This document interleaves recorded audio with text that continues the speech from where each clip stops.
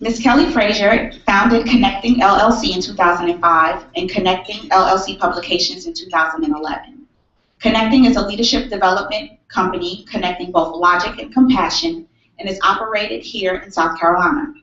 She has been nicknamed the America's Connecting Coach, which came from close friends due to her passion of connecting people to love, leadership, and each other.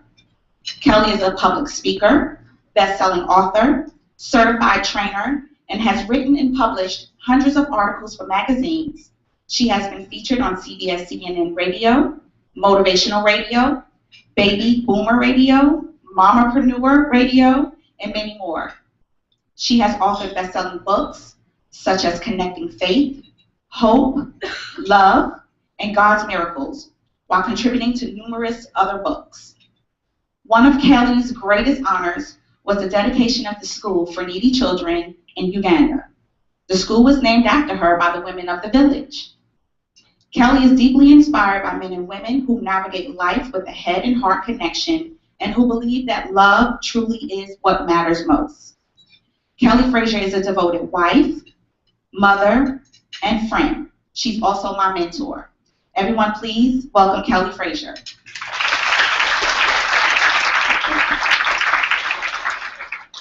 Thank you so much. I really appreciate that. I actually want to say thank you for inviting me here. I mean, this is just an incredible opportunity for all of you guys. I'm excited for you because I believe that every single one of you are successful already. Whether you know it or feel it or believe it or not, I know you are just because you've shown up. So thank you, Ebony. Absolutely. Thank you for coming and sharing your time with us. I know a little bit about Kelly, and I want her to just give us a little bit about herself. She's got a phenomenal website that has great information on it. And one of the things that she shared with the world on her website was a little bit of personal information that led her into where she is now. Do you mind sharing with the group a little bit about that? Oh, I'd be happy to. A lot of people ask about my story, and I love my story. And if you don't love your story, I really want to encourage you to find what your story is and truly love it, because this is really what brought me right here speaking to you today, okay? So in 2007, I had a nephew who wanted to go to a college where I lived in Michigan, and he lived in Vermont at the time, and he decided to go to a college in New York City. I'm sorry, not New York City, but in New York. And it was something that he was very excited about. He truly wanted to make a difference. He didn't care if that meant bending over and tying a 5-year-old's shoes. He just wanted to make a difference. And at 17, I thought, that's pretty phenomenal, you know, because not many 17-year-olds do that. Well, unfortunately, I got a phone call from his mom, and she said, "Are you sitting down?" And I said, "Uh-oh, what's wrong?" And she said, "Lee drowned last night in a boating accident at his college." Devastating, absolutely devastating, as it would be to anybody. A couple of months went by after we had this incredible service for him. Over 1,000 people showed up at his funeral services for that whole entire weekend. Why? Because he had made that decision. But a couple months later, his mom called me again, and she said, "Are you sitting down?" I go, "No, not again." And it was that her cancer had returned, and she too died very shortly after that. So that year was a very, very challenging year, but not nearly as challenging to some level as when I returned from all of the funeral services and all the arrangements to come back to hear that my husband truly could not handle the family business that we had at the time. It was pretty successful, so I had to close that down, and just when I thought things were getting better, I ended up with a traumatic brain injury from an accident. So really, all in 1 year, who could possibly say that nothing could change, right? I mean, anything can change just like that, for you, for me, for anybody. So what ended up happening was 6 months after that accident, I was having 9 and 10 seizures a day. I could not have a communication, conversation with anybody that was not like at a 2 or 4-year-old level, and me truly grasping the conversation. I would be paralyzed on my right side. So obviously there's a lot going on in my life at this time, right? So 6 months after that, I realized, you know what? I had a cognitive moment before I went to bed one night, and I kind of gave up. I said, you know what? God, I know you can heal me. I don't know why you haven't, but I know you can. And if tomorrow morning, if I'm still like this when I wake up, I don't want to wake up. I don't. I wasn't depressed, and I wasn't suicidal, and I know maybe that sounds a little interesting given everything that I had gone through, but I was just exhausted from the pain. And that's truly where things changed for me, because it was the very next morning when I woke up, and this might sound a little woo-woo too, and that's okay. When I woke up, I saw a light in my room that I had never experienced before. And in that light, there was this intense love. That's all I can describe it. It was just love.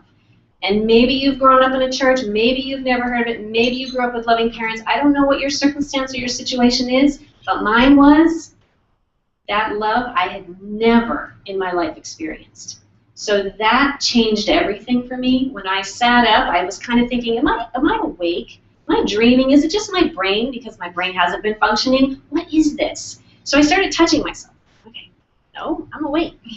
What is this, you know? So as I began to ponder what it was I was experiencing, these images started to happen in my mind. Images of me being an author, a speaker, talking to people from all around the world, and I'm like, what? How? How could any of that happen? First of all, how many of you know that public speaking is like the #1 biggest fear, right? So that was me. There was no way that you would ever find me sitting here. Same thing with writing. How many of you ladies kept a diary when you were growing up, right? Not me. I couldn't stand writing. So these things were impossible for me. So I said, okay, how? How is any of that supposed to happen? And what I heard within me were 2 simple words. Trust me. That was it. That was all I heard. Wow, that's amazing. Trust me. I know that many of you probably have had your own personal experiences, and I have had mine, where things have just been crazy. And you just have this fear. Fear of what's next, what's the outcome, how am I going to get past this? How do you push past the fear? It's interesting. I watched a video on fear this morning from one of my coaches. His name is Max Simon and Jeffrey Van Dyke, and it was fabulous, absolutely fabulous, because what they were determining was through their careers, the major fears that cropped up, and I'll say mine personally, was the one that if I succeed at something, really succeed at something, like become a best-selling author, become a public speaker, what is that going to do to my family? What is my spouse going to do? How is he going to feel? What is he going to think? What are my children going to think of me? Right? Letting go of that fear was pretty significant, pretty huge, and it took a long time. Another fear that came up was, if I make a significant career change, how am I going to know what to do? What steps do I take? I was talking to someone this morning, Ryan. He's taking a huge leap of faith right now. Huge. Talking to someone else, Bob. He's trying to make this career decision too. What is it that I really want to do? When you do decide that you do want to make some kind of a career change, fear is going to come up and slap you upside the head. Let it. It's okay. It truly is okay. You are going to survive, because I'll tell you, Ebony, one of the biggest things that you can always count on, when you have a major breakdown, a major breakthrough is right around the corner. And that you can take to the bank. That's great, great advice. I know for a fact, just as you said, you know, when you allow fear to rule your life, you can't move forward. You're stuck and you're stagnant. So allowing to deal with the fear and moving past it is great. You talk about in your Connecting One-on-One video that fear limits our thinking and our connecting.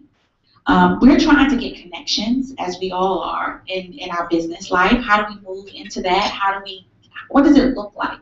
What does that look like once you move past the fear, you've embraced whatever your fears are, and now you're ready? What does it look like? I love that question. That's a great question. Okay, so there's something that's called emotionally connecting. Now, a lot of people think, okay, emotional? Not happening. Especially men. I mean, guys, can you attest to this? Are you raised being emotional people? Probably not. Okay, and ladies, what about you? Are you raised knowing that you're probably going to be emotional? Right? Okay, so these are things that we have been raised with. We know that these are real, true feelings, right? But here's the thing. If you don't know how to emotionally connect, then you're going to be disconnected. You're going to be disconnected to the people that are most important to you. You're going to be disconnected from your clients, your customers. Emotionally connecting is one of the most powerful things that you can do for your entire life. And I don't care if you're talking business or your personal life. You have to learn how to emotionally connect. So, okay, well, what does that look like? Is it all touchy-feely?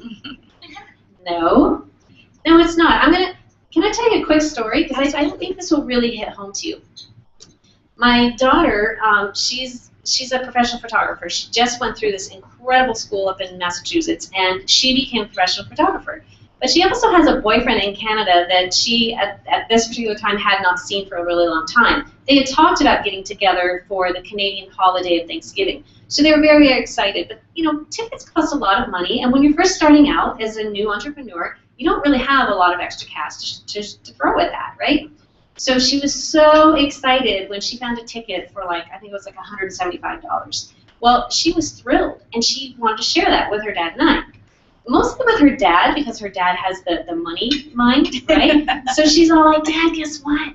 I found a ticket. It was such a great price. It's only $175. Now I can go visit my boyfriend, right? Well, Dad, first of all, Daddy's little girl, you know, visiting the boyfriend. Maybe that was part of what just kind of shut it down. But I think not. I think really what happened was he just was in his own mind, in his own world, and he said, he goes, that's good. Did you remember that you owed me $100? Oh. Okay, now I hear the reaction, right? I hear the reaction. This is exactly what it means to be emotionally disconnected. But here's what he did. And oh my goodness, I loved him for this. He said, you know what? That was not the right response. He not only sent her an incredible text, honey, please forgive me for being disconnected from what you were telling me. I'm so sorry. I'm thrilled that you finally got yourself a ticket. And you know what? Don't worry about that other stuff, the money. We'll handle it later. You know, I mean, it's always something when you know that you've been emotionally disconnected from somebody or something that's important to you in your life, it will come back around to you. I promise you, it will come back around to you, and you'll have another opportunity to do it differently. Did that answer your question? I think it did. I think it did. What do you guys think? Yeah. Well, being connected emotionally also brings about you leading with your heart. I mean, how do you teach these leaders how to lead with their heart in today's market? All right, so here we go. I'm going to teach you 3 key principles. And it's really, guys, it's not about me sitting up here teaching you as if I've got it all together. I promise you, I am in the same place that you are. You know what's different between you guys and me? Our experiences. That's it. My choices are different than yours, perhaps, but that's truly the only difference is our experiences. So here's what I'm going to share with you. There's 3 key factors in your life that will take you from where you are now to where you want to be if you can stay in alignment with these things. The first one is vision. What is your vision? Are you going to jump off of a building? Are you going to start a company that you have no clue how to begin, but yet you know so much about it? What are you going to do? What is your vision? The second thing, your power. Okay, now wait a minute. Power means different things to different people. So what kind of power are we talking about? Remember I was talking about emotionally connecting? That's the kind of power I'm talking about. You all have internal power within you. Every single one of you do. But here's what happens. We completely disconnect from it. We're so busy. As soon as we get in the car, we turn on the radio. As soon as we get home, we probably turn on the TV. We might sit in front of a video game or in front of our computers, right? We disconnect from what's going on inside of us. This is really a powerful thing to really consider. How do I reconnect with what's going on in here? I'm telling you the only way to do it, get quiet. Just get quiet with yourself. Inquire. Inquire about what's going on. You know, how excited really am I about starting a company? How excited really am I working for this particular company? What is it that I really could do differently? And listen to the answers inside. Don't just go off and turn on the radio again. Listen to the answers. Write them down if you have to. That internal power, for me specifically, comes from God. Okay? That's where I can move into the third concept, which is the action. If you can move into action, that is where you're going to shine as a leader, as a mom, as a dad, as a husband, as a wife, as a CEO, as someone who can rappel down a building. I mean, seriously, no, I'm telling you the truth. This is where you can find that internal drive within inside of you. So vision, power, and action. I don't know about anyone in the crowd, but me specifically, I know that when there comes time for me to physically be quiet, my thoughts are attacking me. Like, I can't stay out of my own thoughts. And I remember being a part of a professional development training where she said, when your brain starts to pull things out of this compartment, you say, thanks for sharing, and put it back. Serious. Thank you for sharing, and put it back. And then formulate new ideas.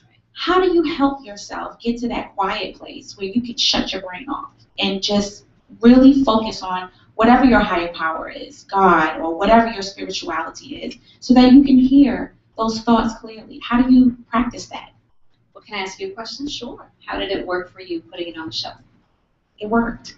I just put it on the shelf, and I didn't think about it anymore. Awesome. You see, everybody deals with things differently, right? For what works for Ebony by putting it on the shelf may not work for you. So you have to find what works for you. I'll share what works for me, and I would love it if you guys would actually try it. Are you bold enough? And it's going to take just a couple minutes, and if you would, and you don't have to, but if you would, I would love to walk you through what actually works for me. And don't worry, this is not a God thing. Okay? This is just how to shut off your brain when you're really struggling. Keep in mind, a traumatic brain injury survivor has things that go off in the brain all the time. Okay? I don't know if you've had one or if you know someone who's had one, but your brain is constantly flipping. Talk about squirrel. Yeah. Okay? So you've really got to be able to shut off your brain. And this is what I learned to do through all of that, through all of the healing. It was the most important thing for me. So if you're willing, would you put your feet flat on the floor? See, I asked that first because then I know who's willing. Okay, what I'm going to ask you to do is close your eyes. Don't even care about who's at your table. Don't even care about what you're thinking about right now.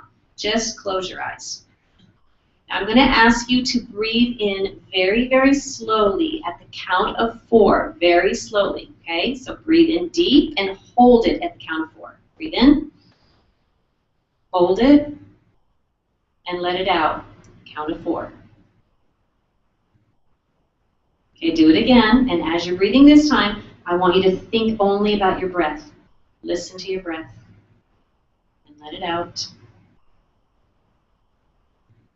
Do it again one more time. Think only about your breath, nothing else.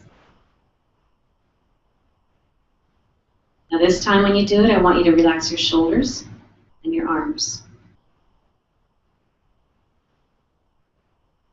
Let go of anything that you're thinking about other than your breath.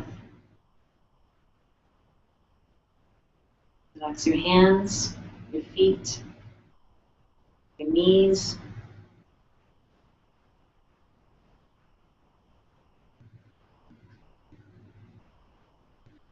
And there you have it.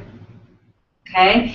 So go ahead and open your eyes. Now listen, like I said, there are ways that anybody can do it. But if you truly can shut off your brain, I was just doing this exercise before I even came up here. It is never easy to get up in front of a whole crowd of people. Never. But it can be made more simple when you can calm your body down. And you can do what I just showed you anywhere. Anywhere. I did it with my eyes open. Right? You don't have to close your eyes.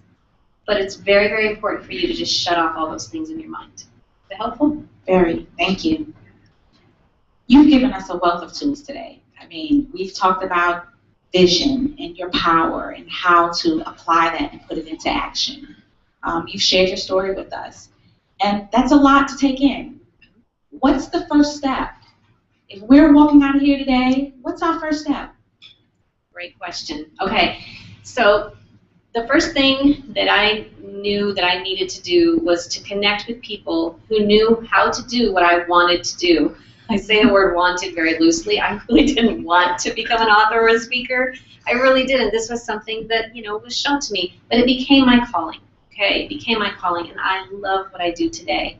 So the first thing, I knew that I needed to connect with those people who are doing successfully what I wanted to do. How many of you, by a show of hands right now, know of a mentor or a friend who has done exactly what you are doing or want to do extremely successfully? Raise your hand. Great, great. Okay, so I'd say maybe about a fourth of the room, all right? So in that mode of connecting with someone who is more successful at you, I'm going to just share something really quick as a mom, okay? As a mom. I didn't know how to be a mom when I had my children any more than probably the rest of you do, except you had your mom as an example of that, right? Whether or not you felt she was successful at it, does that really matter? No. What does matter is that that was your role model, that was your example. Now, let's just say that you didn't really feel confident that how your mom raised you was the best way to do it. And I'm sure that there are, all kinds of stories. Everybody has a story in here, right? But the key is, if you know of someone in your life that you feel has been a successful mom, connect with that person. Learn how to be a phenomenal mom based on what you see in their life.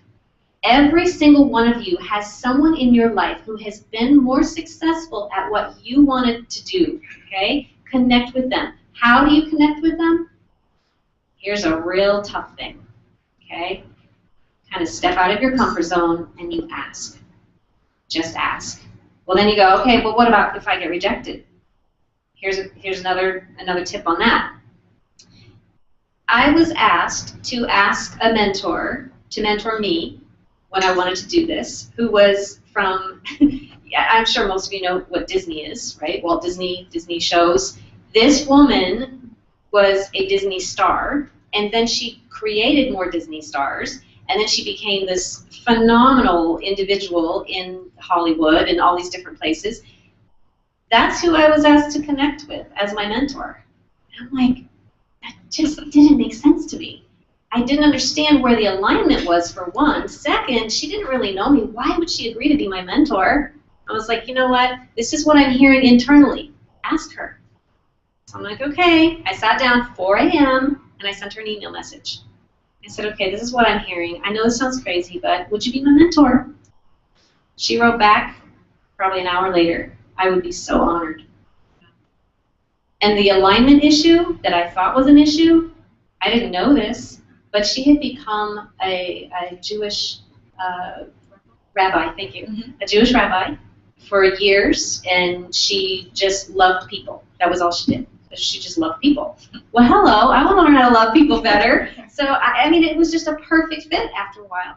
But guys, seriously, just ask. Had she rejected me and said no, it wouldn't have made my world fall apart.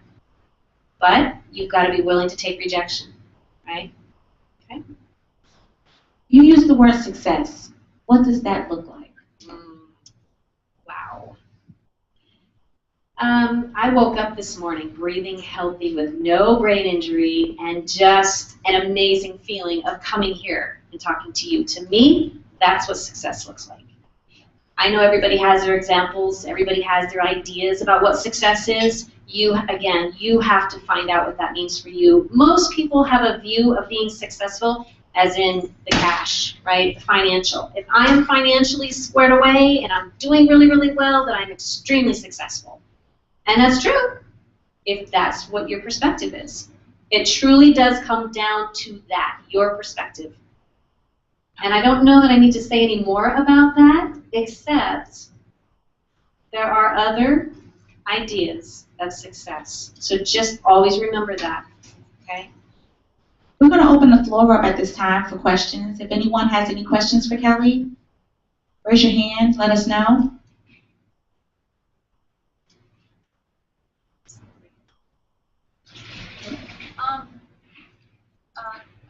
question, the mentor that you reached out to, do you know her, or were you said you were recommended by someone else to ask her? Can you explain a little further? Yes. Remember what I just showed you about getting very, very still, very quiet? Okay. I knew that I needed to connect with someone who knew how to do what I wanted to do. And at that particular time, it was putting together live events. And I did not know her. We had connected via Skype or a Google Hangout, and I had spoken with her just for a very brief time. But then I think it was like 8 or 9 months had gone by, and she didn't really know who I was necessarily. But during that quiet time, I said, who do I connect with as a mentor? And her name immediately popped up. So it wasn't like I was recommended to her by Ebony or anybody else. This is just how important that internal voice is inside. Okay? And she's an amazing individual. Does that answer it? Thank you. I was just wondering if you do like one-on-one counseling, or do you speak to groups?